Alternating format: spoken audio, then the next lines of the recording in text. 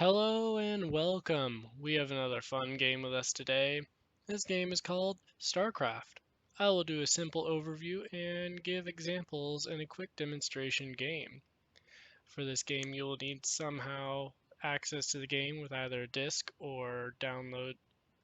I have the expansion pack with Brood Wars. There are three different species. You have the Terran, which is humanoid, the Zerg, which is bug-like, and then the Protoss, which is a fancy other type. You can have a custom game and select your players, which makes it a good map as well. Let's play a Terran game real quick. This is after in-game stuff, having the Terrans take down the Zerg, just using their best people they have. They're really good with the siege tanks. I think they're straight up the best. And then having the nuclear bomb right here.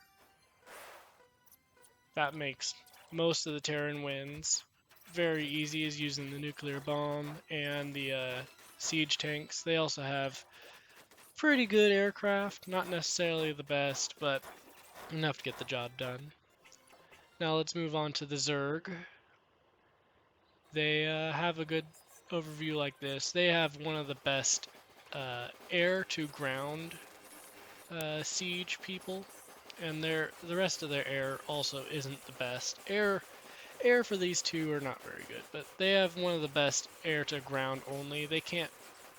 They're the crab things that are flying. They can't hit other aircraft, but you know, this is once again late game or end game setup where you have everything maxed out, just attacking everything. Let's go on to the Protoss. I'm going to do a slightly longer game for this because I prefer the Protoss. The Protoss have one of the best styles. They are by far my favorite, and it is completely overpowered compared to the other two. They do not have to sacrifice a person non-stop for building a building. They just have to drop the building and go back. They don't have to set it up. They have enormously uh, aggressively overpowered infantry, but what stands the Protoss apart is their late game people. They have the carrier ship, which is the absolute air dominant vehicle. It takes out, if you have an entire squadron of 6 to 12, you can remove everything in the way, even if it's anti-air. They also have a pretty good siege ground only weapon. This is the game. Hope you guys liked it.